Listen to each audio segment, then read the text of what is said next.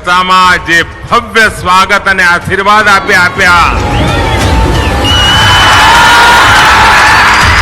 ક્યારે ન ભૂલાય એવો ઉમળકો ઉમંગ અને વધારે તો મારા મનને સંતોષે વાતનો તો માતાઓની હાજરી હતી અને વડીલ બુજુર્ગ માતાઓ ઓવાણા લે આશીર્વાદ આપે એનાથી મોટું કાશીની ધરતી પર મને પુણ્ય કયું હોય ભાઈ.